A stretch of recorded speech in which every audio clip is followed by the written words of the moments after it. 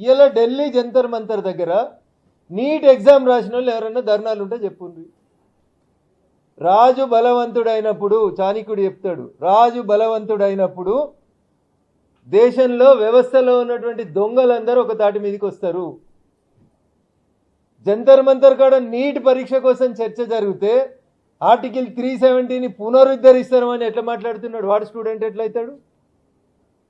ఖలిస్తాన్ జిందాబాద్ అనటానికి నీట్ పరీక్షకి ఏం సంబంధం ఉంది? మేము విద్యార్థుల్ని గౌరవిస్తాం, విద్యార్థులే మా శక్తి, యువతనే ఈ దేశ శక్తిని పార్లమెంటు సాక్షిగా దగ్గర నుంచి మొదలుకుంటే ప్రపంచంలో ఉన్న అన్ని వేదికల మీద భారత యువశక్తి గురించి మాట్లాడింది నరేంద్ర మోడీ గారు. 58 ఏళ్ళ యువకుల గురించి మేము మాట్లాడలేము, 58 ఏళ్ళ మేము యువకులు అనుకుంటలేము. 50 ఏళ్ళు దాటిన వాళ్ళు కూడా మేము విద్యార్థుల మీద వచ్చి జంతర్ మంతర్ దగ్గర ధర్నా చేస్తుర్రు. ఆర్ఎస్సీ వాళ్ళు, పీడిఎస్సీ వాళ్ళు, ఎస్ఐఎఫ్ఐ వాళ్ళు, ఎస్ఎఫ్ఐ వాళ్ళు, ఏఎస్ఎఫ్ వాళ్ళు, ఖలిస్తాన్ తీవ్రవాదులు, ఆర్టికల్ 370 వాళ్ళు, ఉమర్ ఖలీద్ వాళ్ళు, తుకుడే గ్యాంగులు, ఈ దేశ భద్రతని వ్యతిరేకించేటోళ్ళంతా వెస్ట్ బెంగాల్లో నరేంద్ర మోడీ గారి గెలుపుని, భారతీయ జనతా పార్టీని ఆస్వాదిస్తున్నటువంటి దేశ ప్రజల మనసుని ఖరాబు చేసేందుకు మొదలుపెట్టినటువంటి కాక్రోచ్ జనతా పార్టీ ఉద్యమంలో కాక్రోచులు లేరు, విద్యార్థులు లేరు. సంఘ విద్రోహ శక్తుల్ని ఆ బ్యానర్ కిందకి తీసుకొచ్చి ఇక్కడ ధర్నా పేరిట భారత ప్రభుత్వాన్ని నరేంద్ర మోడీ నేపాల్ కర్తే హంలో ఎవడరా నువ్వు నేపాల్ చేసేందుకు? నేపాల్కి నీటికి ఏం సంబంధం ఉంది?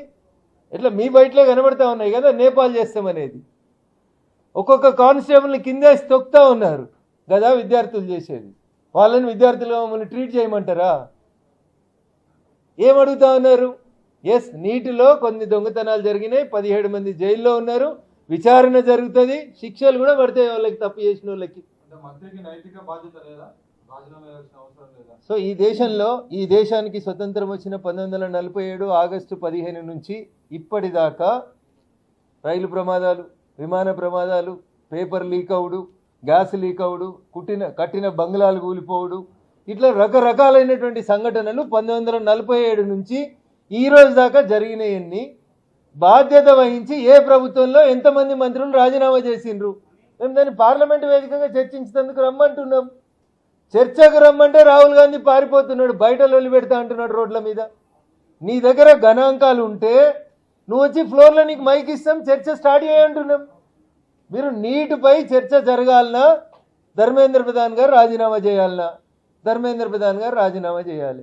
రాజీనామా చేసినాక చర్చ ఏముంటుంది? ఇంకా మీరు చర్చను ప్రారంభించి చర్చలో మా తప్పుల్ని ఎత్తి చూపుండ్రి. When we cannot defend our self అప్పుడు మీరు మా రాజీనామా అడుగుండ్రి. మేము చెప్పిన సమాధానంతో సంతృప్తి చెందకపోతే then definitely we will quit our jobs. మేము ఫెయిల్ అయిన రోజు మేము తప్పకుండా క్విట్ అవుతాం.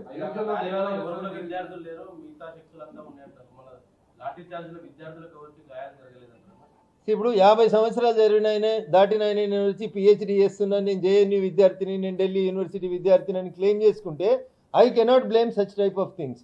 మీరు మాట్లాడుతుంది నీట్ గురించి మాట్లాడుతున్నారు, నీట్ వల్ల నష్టపోయిన విద్యార్థుల గురించి మాట్లాడుతున్నారు. అందులో నీట్ ఎగ్జామ్ రాసిన ఒక్క విద్యార్థి ఆ ధర్నాలు ఉంటే మీరు ఫైండ్ అవుట్ చేయండి.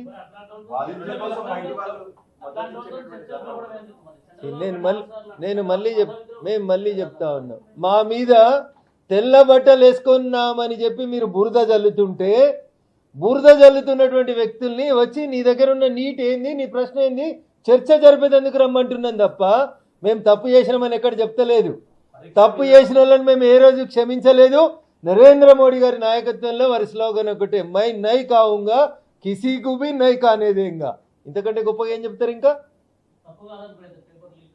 ఏమంటారు? మీరు వాడుతున్న పదాల పట్ల మేము అభ్యంతరం వ్యక్తం చేస్తా ఉన్నాం. పేపర్ లీక్ వేరు. లీక్ అంటే కాశ్మీర్ నుంచి కన్యాకుమారి దాకా అందరికీ దొరకాలి పేపర్ దొరికింది, ఎవడో ఒకటి దొంగతనం చేసి ఒక ఇన్స్టిట్యూట్ వాళ్ళకి ఇచ్చుకున్నాడు, అది దొంగతనం అంటారు. దొంగతనం వేరు, లీక్ వేరన్నా. లీక్ అంటే అందరు సోషల్ మీడియాలో అందరికి వచ్చేసేయాలి. ఎవరికి వచ్చిందన్న నీట్ పేపర్?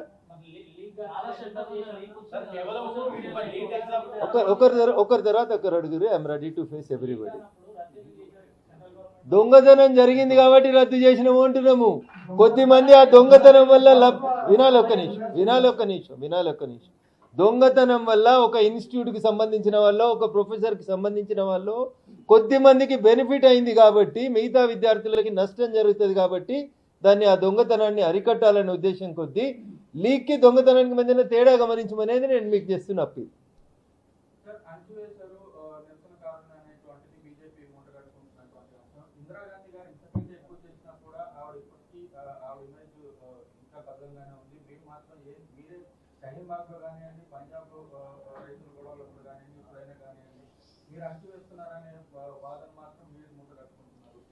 ఇప్పుడు తెలంగాణలో కాంగ్రెస్ ప్రభుత్వము ఫీజు రియంబర్స్మెంట్ చేస్తలేదని ఏబీవీపీ విద్యార్థులు అసెంబ్లీని ముట్టడిస్తామని వచ్చిర్రు.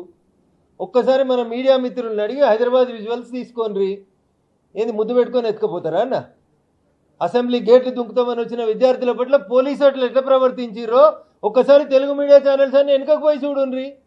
ముఖ్యమంత్రి నివాసాన్ని ముట్టడిస్తామంటే కూడా రావద్దు బాబు అని దొరకపోతారా? లా అండ్ ఆర్డర్ని చేతిలోకి తీసుకుంటామని భద్రత అంశాలకు సంబంధించిన అంశం వచ్చినప్పుడు పోలీస్ తన డ్యూటీని తను చేస్తుంది, ఇర్రెస్పెక్టివ్ ఆఫ్ పార్టీస్. ఒక రాష్ట్రంలో ఆందోళన జరుగుతుంది, ఆందోళన అంచడం ఎట్లా అనేది ఆ రాష్ట్ర పోలీస్ శాఖ తీసుకోవాల్సినటువంటి నిర్ణయం. దాన్ని విద్యార్థులను అంచివేసిరు. ఈ జర్నలిస్టులు పోతే కూడా లాఠీ చార్జ్ అయింది చాలాసార్లు తెలంగాణ అసెంబ్లీ దగ్గర. పాత ప్రభుత్వంలో అయింది, కొత్త ప్రభుత్వంలో కూడా అయింది. గవర్నర్ బంగ్లా కోసం దరఖాస్తు ఇస్తామంటే రానిస్తారు, గోడ దుంకుతాం విధ్వంసం చేస్తామంటే అరెస్ట్ చేయకపోతే ఏం చేస్తారు? ఎక్కడ కూడా అణిచివేయలేదు. పోలీసు వాళ్ళని కొట్టినప్పుడు, పోలీసు వాహనాలని ధ్వంసం చేసినప్పుడు, మీడియా మిత్రుల్ని వెంటబడి కార్లలో కూర్చుంటే కార్లను పగలగొట్టి కొట్టినప్పుడు తప్పనిసరి పరిస్థితుల్లో మమ్మల్ని అందరినీ కాపాడాల్సిన బాధ్యత పోలీసు వాళ్ళ మీద ఉంటుంది. కాబట్టి వాళ్ళ డ్యూటీ వాళ్ళు చేసిర్రు తప్ప వ్యక్తిగతంగా ఎవరిని హింసించాలని కొట్టాలనేది భారత ప్రభుత్వం కానీ భారత పోలీసుల ఉద్దేశం కానీ కాదు. కాంగ్రెస్ పాలిత రాష్ట్రాలతో పాటు మిగిలిన రాష్ట్రాల్లో కూడా పేపర్ లీకులు జరిగాయని చెప్పి ఒక లిస్ట్ ఇచ్చి మరి ఆ పేపర్ లీకులు జరిగినప్పుడు బీజేపీ ఏం చేసింది? మరి ఎప్పుడు పేపర్ లీక్ జరిగినా పాలక పక్షం చేసినటువంటి తప్పుని అప్పుడు ఉన్నటువంటి ప్రతిపక్షం ఎండగడుతుంది. ఆ రోజు మేము పాలకపక్షంగా ఉండుంటే మేము ఎంక్వైరీకి ఆదేశించినాం. కాంగ్రెస్ కనీసం అది కూడా చేయలేదనేది మీరు అర్థం చేసుకోవాలి. అది నడ్డా గారు ఇచ్చినటువంటి లిస్ట్ సారాంశం. There is a platform. ఎంపిక అయినటువంటి లీడర్లకి, ఎంపీలకి, లీడర్ ఆఫ్ అపోజిషన్కి the platform is not the Lok Kalyan Marg, the platform is Parliament. అరే నీ దగ్గర సబ్జెక్ట్ ఉంటే వచ్చి పార్లమెంట్లో చర్చ ప్రారంభించు. మైక్ కట్ చేయకుండా ఏం మాట్లాడితే ఇస్తాం అవకాశం. నీకు చాలాసార్లు ఎల్ఓపిగా నీకు మాట్లాడమని అవకాశం ఇస్తే you never spoke on the subject. ఓసారి శివుడు అంటే, ఓసారి మహాభారతం అంటే, ఓసారి ఇంకోసారి అంటే, ఓసారి కుస్తీ పోటీల గురించి మాట్లాడతావు. This is the way how the LOP speaks. మేము మైక్ ఇస్తాం, రమ్మంటున్నాం, చర్చ ప్రారంభించమంటున్నాం. నువ్వు కూడా అదే అడుగుతున్నావు కదా. చర్చ ప్రారంభించిన తర్వాత if the allegations levelled against the minister are high then the government will take a decision. చర్చ లేకుండా ఎట్లా సాగు చేస్తావు నువ్వు? ఈ దేశ న్యాయ వ్యవస్థ ఏం చెప్తుందంటే ఉరి శిక్ష చేసిన ముద్దాయిని కూడా ఉరి తీసే కంటే ముందు రోజు నీ చివరి కోరిక ఏంది అని అడుగుతుంది. అరే నువ్వు సాగు చేయాలంటున్నావు కదా, చెప్పు, కారణాలు చెప్పు. LOP you come before the parliament and speak. మాట్లాడి చెప్పు మేము చేసిన తప్పులేంది, అసలు నీకు లీకేజ్ అంటే ఏంది, దొంగతనం అంటే ఏంది, ఈ రెండింటి మధ్యలో ఏమైనా తేడా తెలిస్తే you please come tomorrow to the parliament and address answer my question at least. అయోధ్యలో విరాళాల చోరీ జరిగితే చంపత్రాయ్ నైతిక బాధ్యత వహిస్తూ రాజీనామా చేశారు. ఇక్కడ ధర్మేంద్ర ప్రధాన్ ఎందుకు నైతిక బాధ్యత తీసుకోవట్లేదు? ఇక్కడ లీక్ కాలేదు కాబట్టి చేయట్లేదు. దొంగతనం వేరు లీక్ వేరు. అక్కడ కూడా దొంగతనం జరిగింది కాబట్టి అరెస్టులు జరిగినాయి. మా ప్రభుత్వమే ఉంది, మేమే